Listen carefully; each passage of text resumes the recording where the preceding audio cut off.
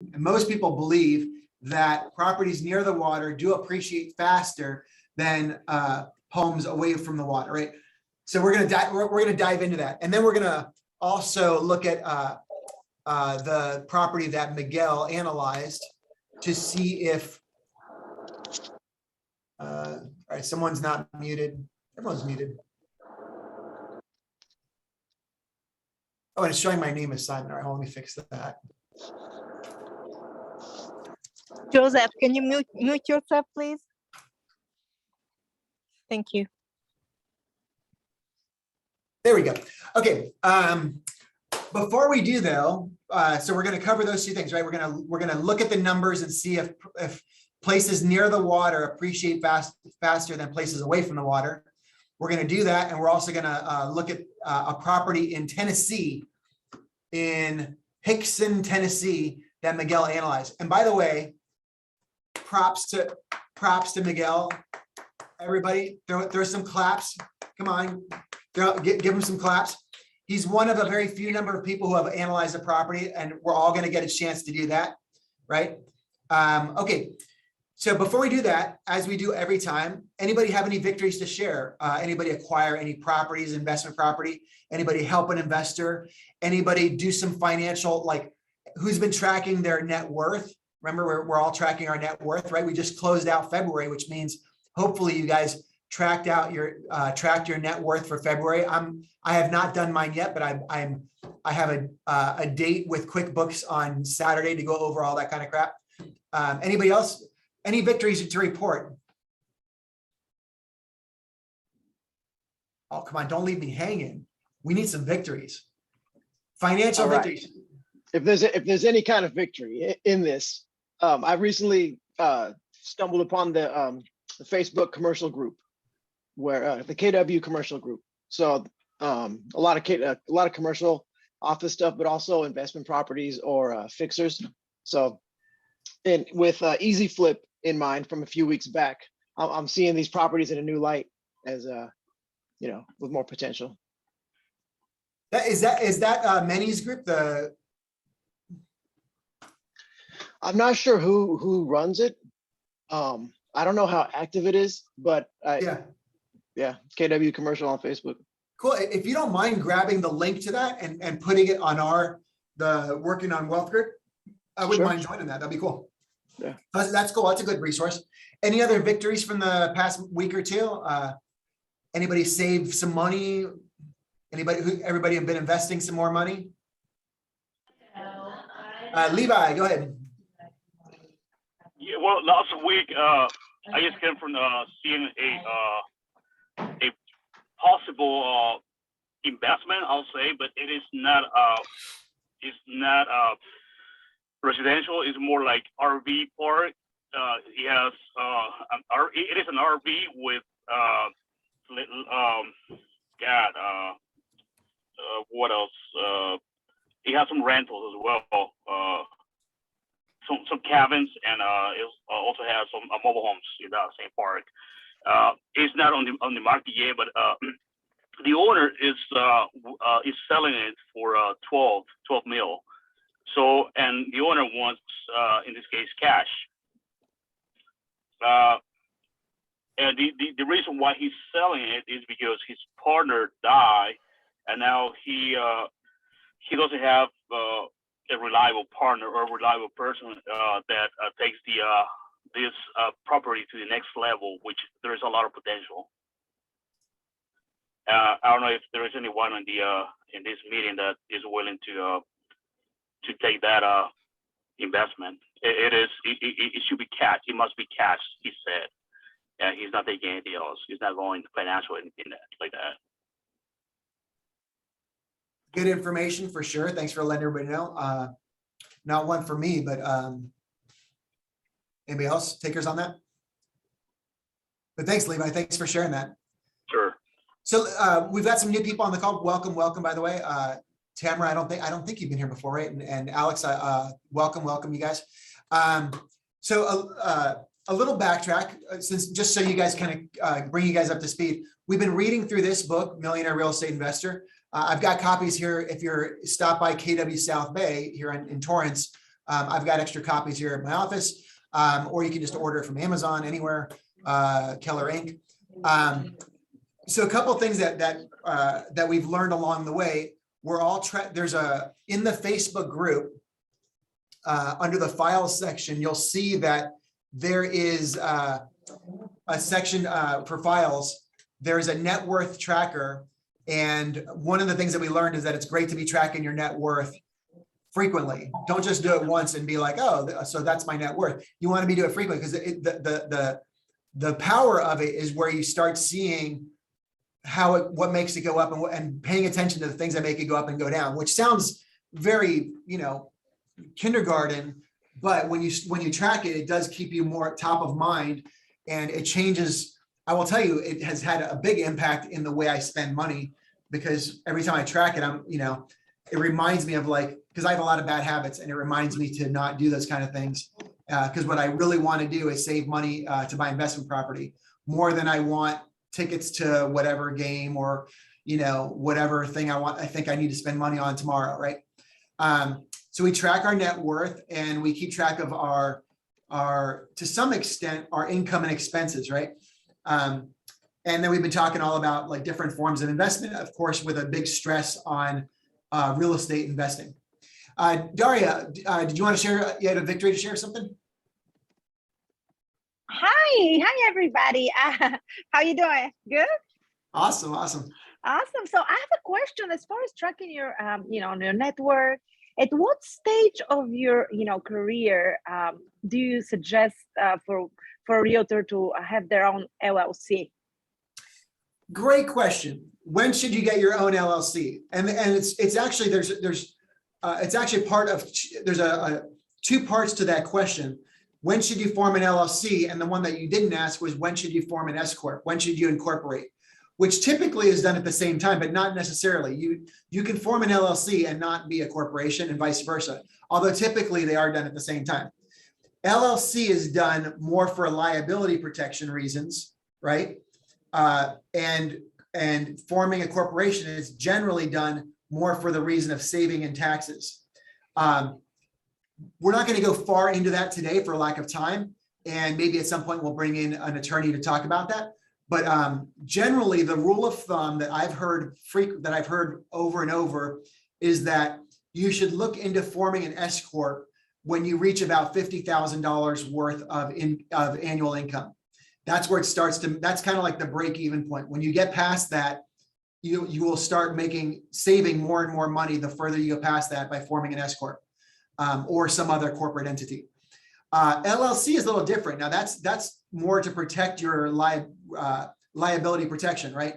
So I've always heard that whenever you form ideally you would have a different LLC for every investment property you own, and a different LLC for your business, because you want everything compartmentalized so that if you ever get sued in a lawsuit, that they can't grab all of your assets, only the assets that belong to you directly, not that are part of a trust or anything like that. What is the number where that has more to do with your net worth more so than it does with your income level. What is that number? I don't know. I would imagine when you have a net worth probably like 100, 200,000, something like that, then it starts to make sense to form an LLC to protect your assets. Anybody else have input on that? When to form an LLC?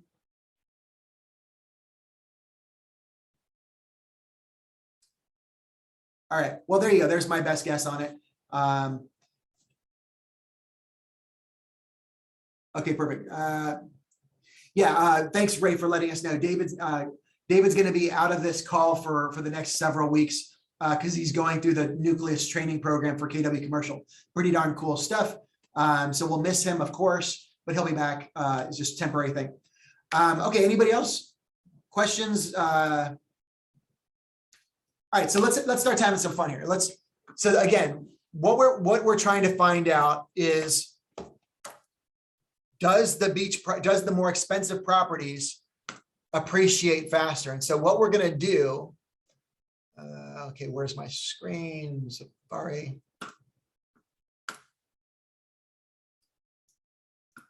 Okay, hold on a second, bear with me.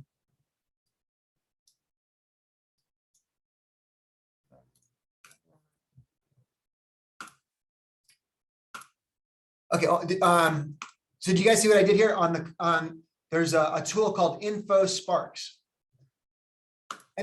Who's aware of InfoSparks? Any of you guys use it before? Not me. Okay, cool. Well, this is cool because you guys will get to learn about InfoSparks at the same time. So this is a twofer. We're killing two birds with one stone. You're going to learn about InfoSparks, which you can use for all sorts of great reasons. And you can I used to use it for almost every time I'd go on a listing presentation or work with a buyer, I would usually break out a graph somewhere from InfoSparks. So when you log in InfoSparks, this is what you see here, right? And down here are the different charts that you can show. There's like how many new listings hit the market, which as you can see every year in December, very few people list their homes in December. There's active listings, pending sales, closed sales, total closed size, closed volume. What we want is price per square foot. We don't want median price. I don't think median price is as good a gauge as dollar per square foot. What is the average, the median dollar per square foot in an area over time, right? So let's go back. This graph is showing us 5 years. And you can see, and again, this is for all of the MLS. Let's do LA County to start.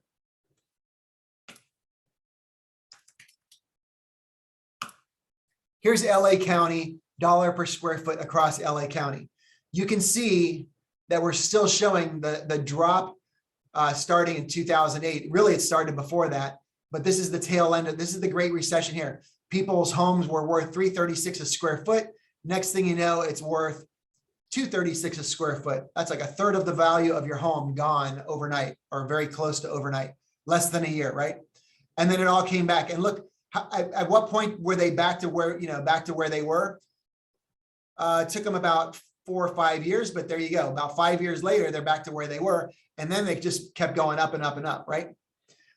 So let's do this. Let's pick a point here. So we're going to end with February of 2022. Ed, I got a quick question. Yes. Do you know if there's an option to add a trend line? I don't believe there. Well, let me see. I don't believe there is. Okay. No, not a trend line. But what you can do, so this is every point is 1 month, right? So it shows you a different point every month. You can average every 3 months. And what it does, it just smooths out the numbers. Okay. Yeah, I'm looking to get a feel for the typical rate of growth, and then to see where we're spiraling up out of control, I guess far off of that trend line. Yeah. So let's use this. Let's average it out every 3 months. So when you average, so this means every point is an average of that plus the last 2 months behind it, right? When you do that, it's nice because sometimes it'll take out, sometimes you get static, right? Because of like if you're trying to look at the dollar per square foot for one neighborhood, what if only one home sold, right? Well, maybe that home wasn't like your typical home, and like, so it'll throw like an outlier. This will help smooth out your graph to take out outliers. However, when you do that, it's not quite as up to date because the latest you can get is February, but that means that this is the last 3 months average as of February, right? Okay, let's not worry about that. Let's pick a date. So if we're ending February 22, let's go back 1, 2, how about 5 years, right? So 5 years ago is what? 17, right? Am I doing my math right? 17, February of 2017, this point right here. The average dollar per square foot in, we'll do all of LA County, was $370. Today, 5 years later, it's $564. So we want to take 564 minus 370 is 194 divided by 370. 52.4%. That is how much homes across LA County have appreciated over the last 5 years. Everybody following that? Right? Sounds right. All right, so now let's have some fun. So now we're not going to worry about different types of homes, although we could do single family versus condominiums to see which one of those is appreciated better. Maybe, hey, let's have some fun. Let's do that. Let's do single family homes. This is all just single family homes.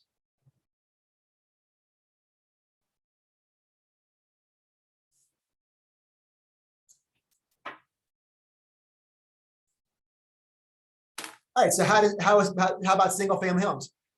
February of 2017 was 373 a square foot. Today, it's 578. Very similar to the other number, by the way, I can see right off the bat. So I take 578 minus 373 equals 205 divided by 373 equals 54.9%. Actually, say 55.0, really. So slightly above average. Now let's compare that to condos.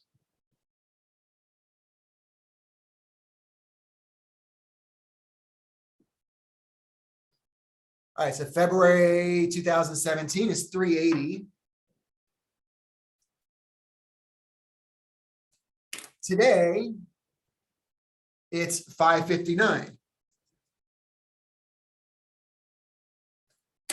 Okay, what is that? 559 minus 380 equals 559 minus 380 equals 179 divided by 380 equals 47.1%. Do you guys get that? So across LA County, over the last 5 years, single family homes have appreciated 55%. Condos have appreciated 47%. So that's 47.1. So that's significant, right? Everybody follow along? Is anybody surprised by that single family homes appreciated somewhat faster? No. No surprise, especially after everyone was locked up in their condominium or apartment for however many months during COVID. And Yeah, right. We're anxious, you know? Yeah. Okay, but now let's have some fun. This is the part that we've all been waiting for. Now we're going to break it up by MLS areas. So I'm going to go back to all property types. And instead of LA County, I'm going to choose how about Manhattan Beach tree section or sand section? Oh yeah, that's some pricey stuff right there. Right this is like the few blocks closest to the water, right? Which, by the way, there's less homes that are selling, which is why you get these weird spikes in there. So let's do this. Let's offset this, make this every 6 months to kind of help smooth it out a little more. Nevertheless, I mean, when you go over 5 years, you should be pretty, it should take out a lot of the guesswork out of it. Okay, so 2017, February.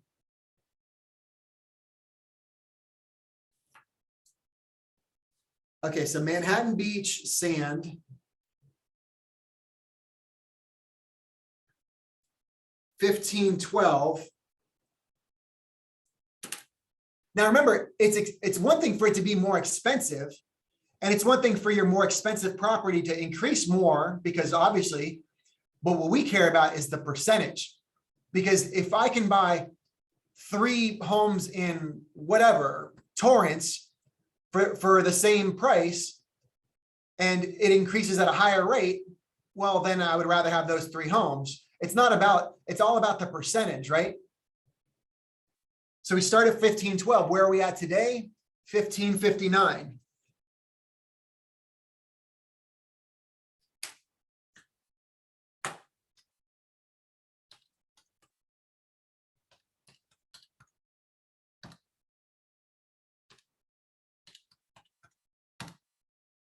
Do you know how much properties in Manhattan Beach sand section have appreciated in the last 5 years? 3.1%. If you were an investor and you bought a property in the sand section 5 years ago for $1 million, it's now worth $1,030,000. That's a very, very little difference. Isn't that crazy? It almost makes me want to go back a little bit further. All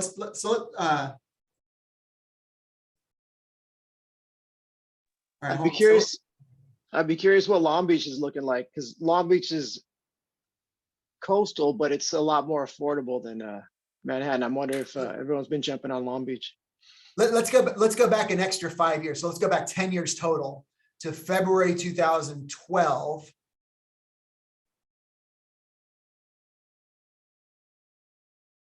$683. So again, we go 683, sorry, 1559 minus 683 equals 876 divided by 1512 equals 57%, 57.9% over 10 years. All right, now we got to do this for a whole nother area. Somebody give me another MLS area that's like someplace in Torrance, right? Let's start there. So let's go with, what's a good MLS area in Torrance? Anybody know your MLS areas in Torrance? Zip code or the MLS? We want MLS area. You got me.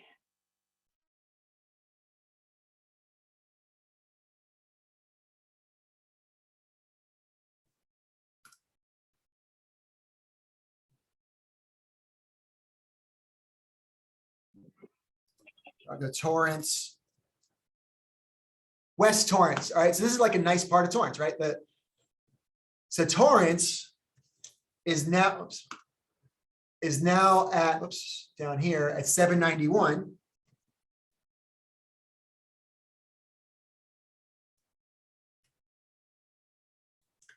Five years ago, which was February 2017, 468.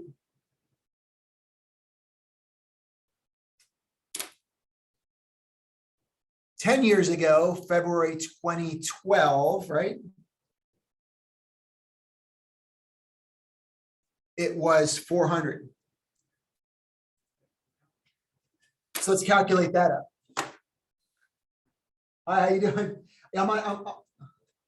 Somebody's trying walking by. All right, so let's figure this out. Okay, so 791 minus 468 equals, divided by 468 equals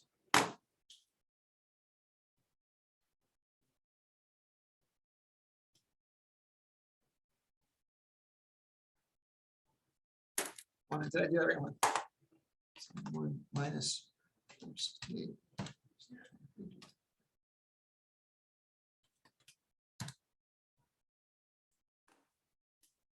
I mean, this is crazy when you look at it.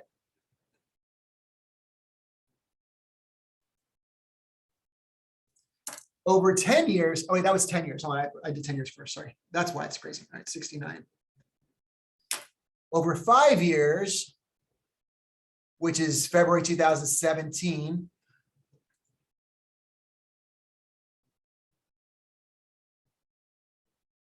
No, that is the 5, that was the 5 years, 69%.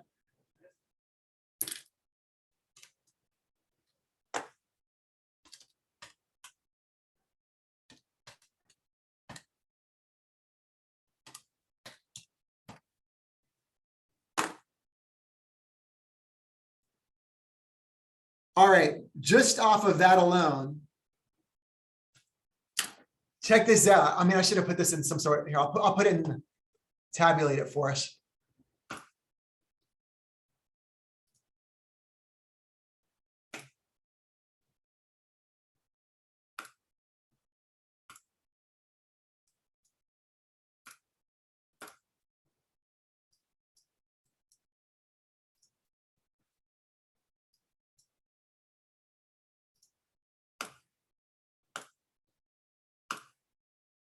So I know we got a lot of dead space here with no one talking, but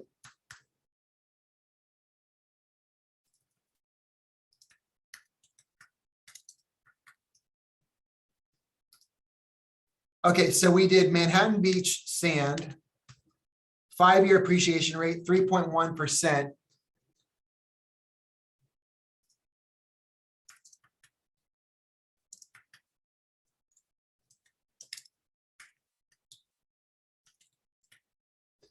10-year appreciation rate was 57.9%.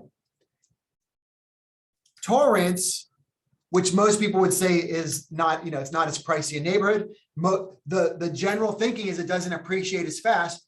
Over the last 5 years, 69%. Oops.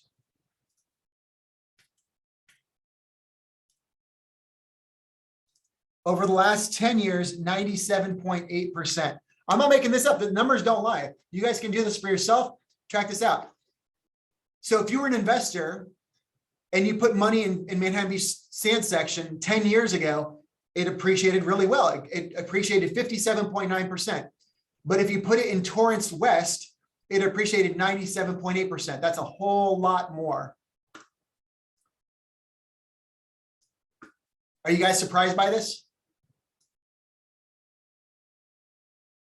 All right, let's have some fun. Let's do one or two more times with some other part of town. Give me another. And by the way, you can see it here in the graph. You can see it.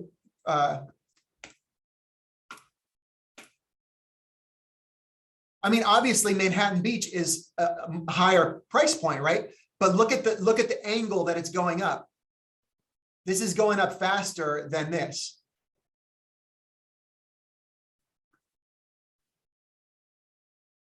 Okay, somebody give me another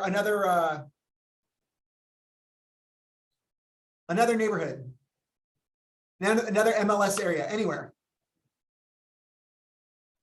We do Whittier. Whittier, all right, you got it. Whittier it is.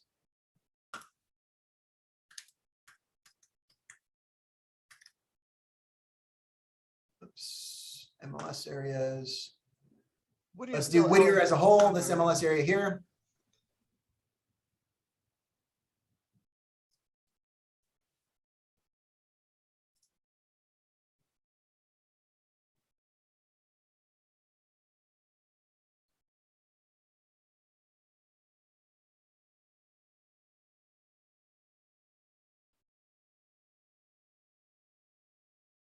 Okay, Whittier, 5 years ago, which is what? February 22.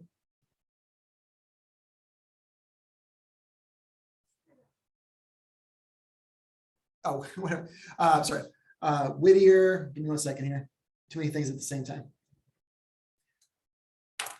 Okay, it finished up right now. It's at $509 a square foot. Now let's go back to February 2017.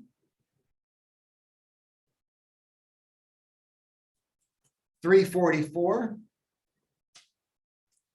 In February 2012.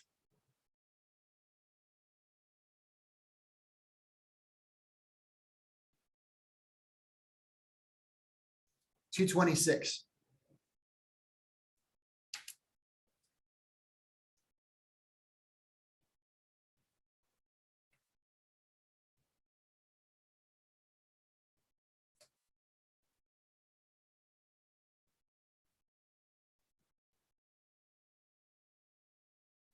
Guys, there's something wrong with my numbers here.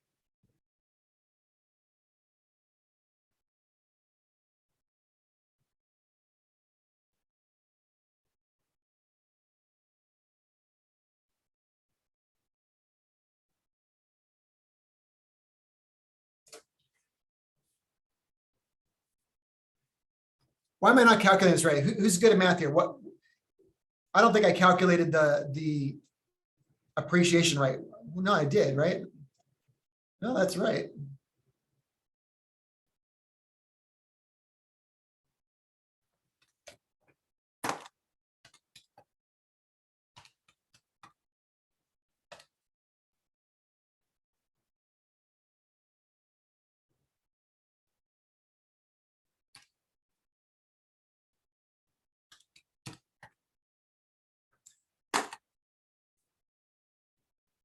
Oh, hold on a second here.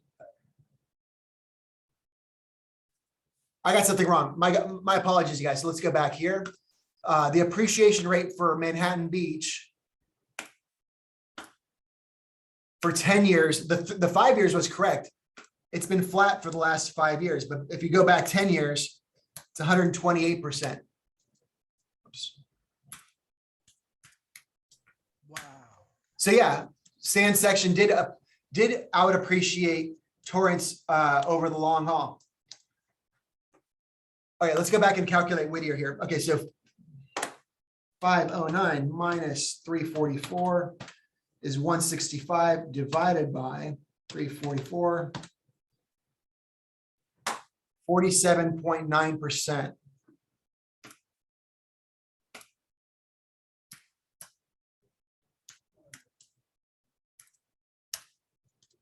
This is Whittier.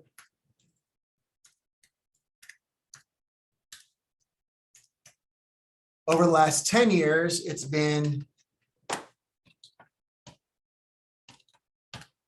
283 divided by 226.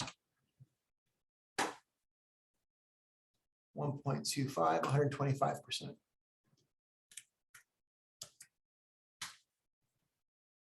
So what are these numbers telling us? You guys following this, right? Everybody? I'll make it smaller so you guys can see. Here's the numbers that we're looking at, right? You've got Manhattan Beach sand section. It hasn't done much in the last 5 years. It's been holding flat pretty much. Whereas these other properties have gone up tremendously. And some of it's also like when you look at, and maybe it's due to the fact that Manhattan Beach has kind of been up and down, but like, you know, because yeah, I mean, look how much it's gone up and down, right? Whereas West Torrance and Whittier, these things have been much more steady. You know, the numbers look like, I mean, just a big difference between the 5-year and the 10-year. It looks like there was a ton of appreciation coming out of that recovery phase from the recession, Yeah. and then not so much in the last 5. And you know, let's do this because maybe it's that Manhattan Beach is such a small, let's say Manhattan Beach as the whole city.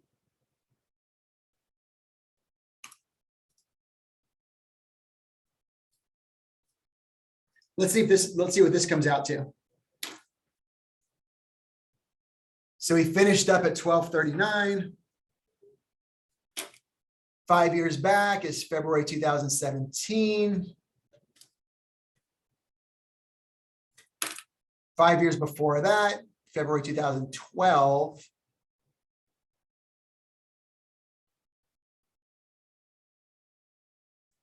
$581. Okay, so that's 1239 minus 906 equals divided by 906. 36.8.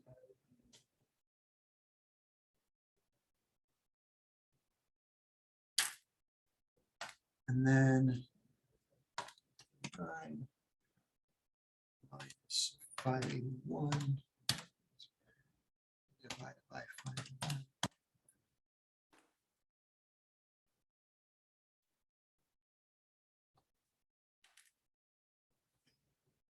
So this is probably more accurate because we're taking the whole town, not just one piece. It's 36.8%. Here, I'll share with you guys.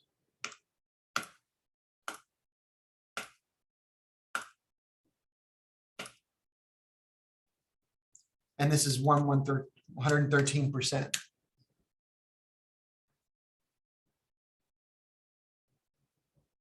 Which means that over the last 10 years, Manhattan Beach did out appreciate Torrance slightly.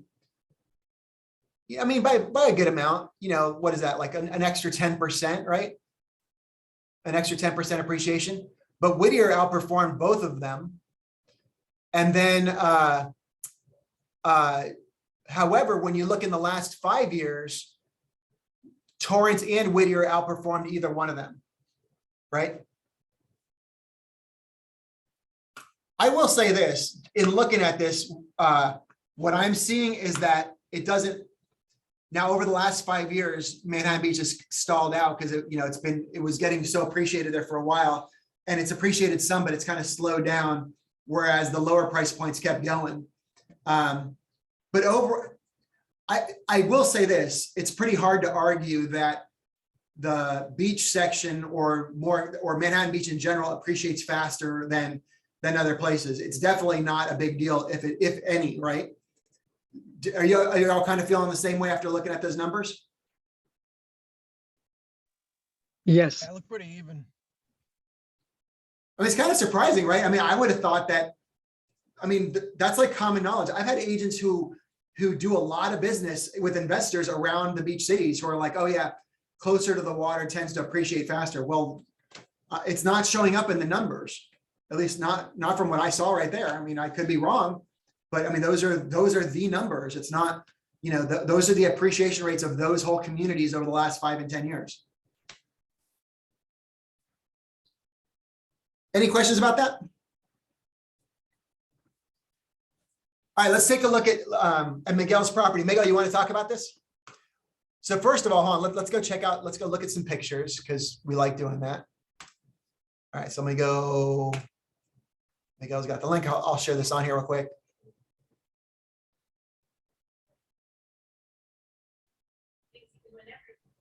All right, so while you're pulling it up, I'll just kind of give you a summary. I did this in about 5 minutes, and I remember hearing, because I've been concerned, I've been focusing on my taxes lately. So I heard it was like California, no, not California, Tennessee, Arizona, and maybe Texas, Florida were super low with income tax. And so I think Nevada has no income. Florida has no income tax, and I think Nevada doesn't either. Okay. But yeah, go ahead. Tennessee, right? Yeah. Tennessee, someone else had mentioned that they're looking to get into Hollywood. And so someone else recommended that Nashville has like a mini Hollywood, and it's supposedly coming up. So I'm like, all right. I looked up the most affordable places near Nashville, and this one came up. It was one of the first ones I found. I'm not sure about the schools in the area, but it looks like for what would be invested, it looked like at least cash flow a little bit for now. So again, for people who don't know, here's where Hickson Tech, Tennessee is. I have no idea where it is. So that's probably why I'm doing this. So it's just north of Chattanooga. I still don't know where that is. Here we go. So here's Tennessee, right? Here's the United States. There's Carolina, North Carolina. Here's Tennessee here, right? Knoxville is to the far east. You got Nashville here up towards the top. Chattanooga down here in the bottom right corner, kind of not too far away from Atlanta, by the way. You're closer to Atlanta than you are in Nashville when you're there. So this is, I would say, a suburb of Chattanooga, right? Yeah, that's how it looks. And here's what this place looks like on Zillow. Yeah, I was taking a look at the pictures, and the ceiling in one of the rooms looks a little sketchy. I'm not sure how much would really be needed to put in to make it livable, if it's not already. But if you like space and yards, that's your place. Okay, so let's see what you got here. So now here's Miguel's crack at the numbers, right? This is what we care about here. What we care about is, are we cash flow positive, and how are we doing, right? So Miguel, you want to walk us through your numbers here, or you want me to do it? I'll let you take that because I'm driving right now. Okay, fair enough. Okay, so Miguel, the list price on the property is $135. We're assuming we're going to purchase it at $135, right? 20% down means $27,000 down. The amount financed is $108. The interest rate on the loan would be 6.94. Miguel, I think you can do a lot better than that. Is there a reason why you've got 6.94? That was just the default that came up when I pulled up the form, I think from the Facebook page. Okay, well, cool. Well, I think you can get loan for definitely under 4.5%. So let's put this at 4.5%. Yeah, that would be even better. And it's listed at 129, and I figured it's gonna take a few more grand to you know. To outbid get the whoever else. deal. Yeah, I think that's a good call. 30-year mortgage, here's our monthly payment is gonna be 547. Rental income, now Miguel, you said you researched this number, the income, right? The rents? Yeah, I looked at Realtor for comparable rents, and then also looked at rentometer.com, and I searched the address specifically. Perfect. Yeah, it came up between like 12 to 1400 a month, and which looks like it makes sense compared to the other rentals on the market. But I think 13 is realistic. 12 the numbers. Sorry, I just had to mute somebody's microphone was leaking. So yeah, good stuff. Okay, so you've got property management fees listed at 130 a month, which is, what is that? That's like if 10%. rent, so that's 10%. Yeah, by the way, I think you could probably do lower than that by a significant amount. Yeah, I was figuring with the long distance management company, I'm going to be asking for video walkthroughs and whatever else. Yeah, A lot more hands-on.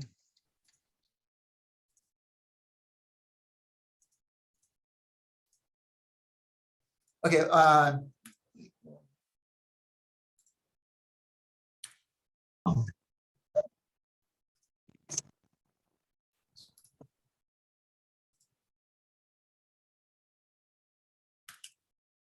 To B30. Yeah, the maintenance was just kind of a guess, and then that tax and insurance is based on the realtor.com estimate.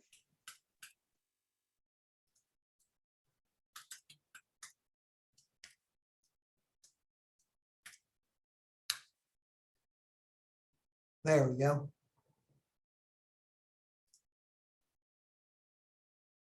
Somehow your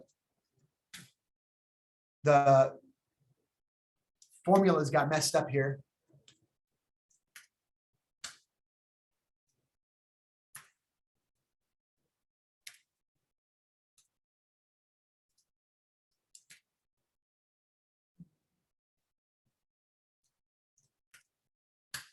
There you go. I was just correcting to annualize some of these figures here. Okay, so here we go. Total cash in is 52,000. The cash flow, remember, because that's going to be our rent minus property management fees, minus saving away some for maintenance, property taxes and insurance. I'm going to guess and say that this is probably on the low side here.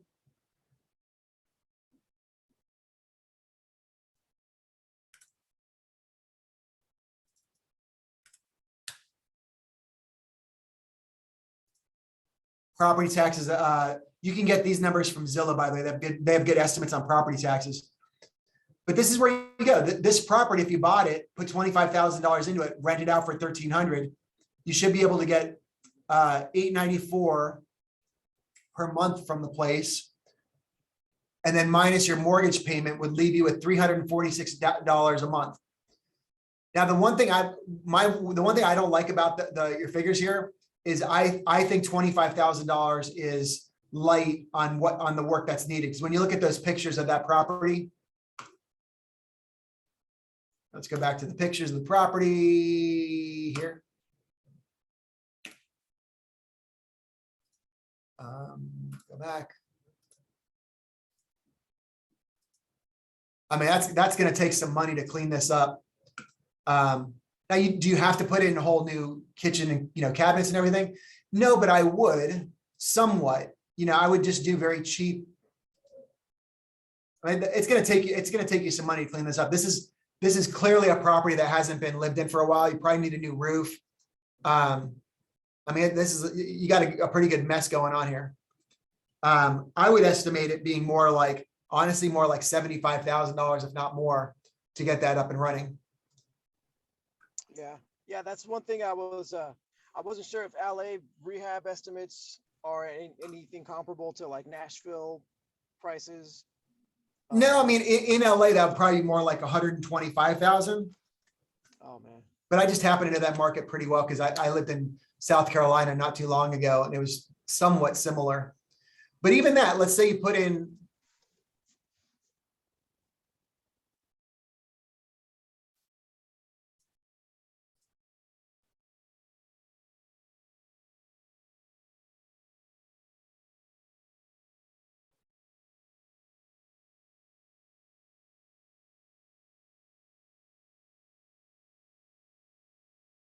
oh, I'm just seeing what's going on here. His payment is.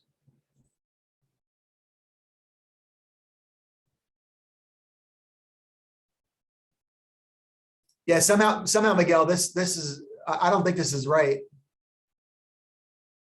I blame my cell phone. It was the first time I pulled up an Excel sheet and it was working out on my cell phone. Yeah. Actually, you know what, that could be right for a $108,000 loan, 5,400. Yeah, actually, I'm sorry, that's probably about right. It's a brand new cell phone, so it's probably accurate.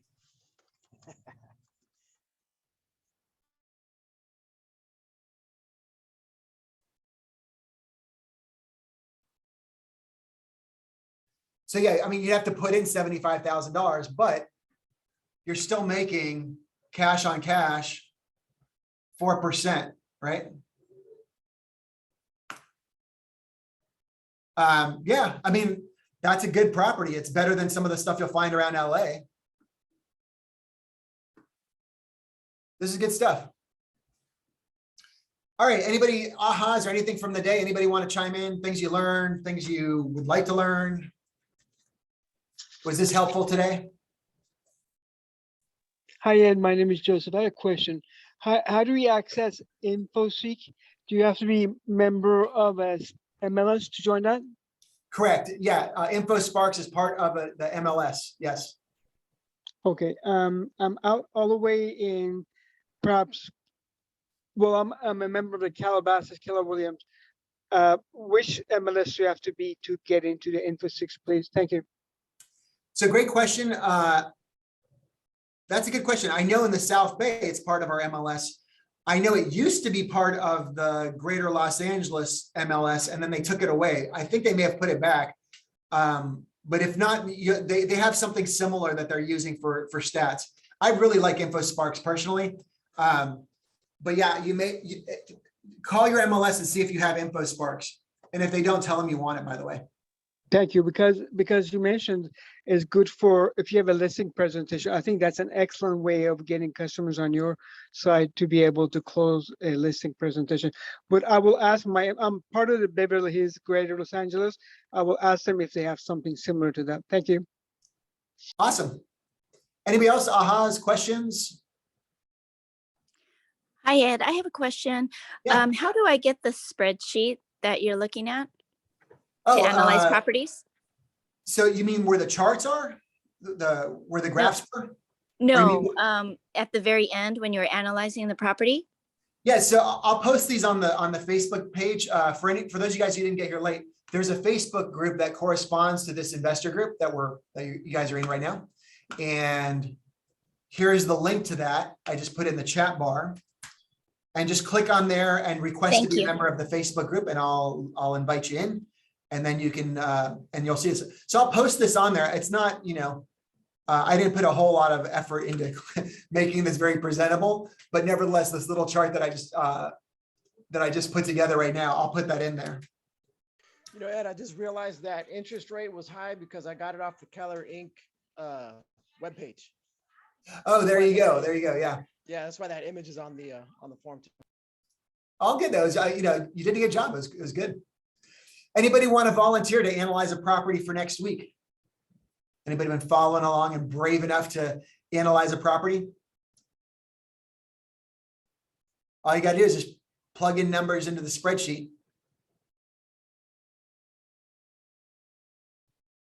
Going once, going twice. Super easy. You can do it. You guys got it. All right, I'll do one for next week. I'll do one for next week, and then you guys will see how I do it. In fact, you know what I'll do next week? Let's do one from scratch. We haven't done that in a while. We're going to analyze a property from scratch so you guys can see how to do it. Because part of if you guys are going to be working with investors, if you're going to be investing in property, one of the things that we read in the book, is that by the way, we're reading along in this book here. If you don't have it already, I highly recommend it. That's what we're all reading in this group. Gary says you should be analyzing properties all the time. You should be doing like one of these a day, if not more. And when you start doing these, you're going to be able to do most of it in your head, honestly. And yeah, and it'll when you do it for real you can do it with a client. They're watching you, and it takes you like 1 minute. It's literally really, really fast once you have done it a few times and know where to find the information. All right, so we'll do one from scratch next week. And yeah, cool. Any other last things before we wrap up for the day? Got that, Eric? I got your message. Anybody else? Yeah, one more question. This is the first time on your meeting. Is your meeting every week on Thursday about the same time? Is that the Yep. time that everybody gets together? Sure. Every Thursday, 3 o'clock, and it should always be on your calendar. So you should have the link there. Every once in a while we cancel it because if I'm going to be out of town or something's going on, but almost every month, almost every week at 3 o'clock. Thank you. Thanks, guys. I hope to see some of you guys back. It's a great group. We've been trudging along for like 3 or 4 months now, and you just start to get to like don't be intimidated by this stuff. The way you learn investing properties is you just start coming to something like this, and you will start picking up on all this stuff. I promise you. And if you haven't read it, I know I've said it like 4 times already, but start reading this book here. It's amazing, and it makes like things that are really complicated. It waters them down and makes it very easy to digest for even people. Even if you've never messed with investments before, it'll make it so that you'll start to understand it, right? All right, guys. I hope I see some of you guys next week. Have a great week until then, and keep on investing. Thank you, Take care, Ed. you guys. Thanks so much. Thank you.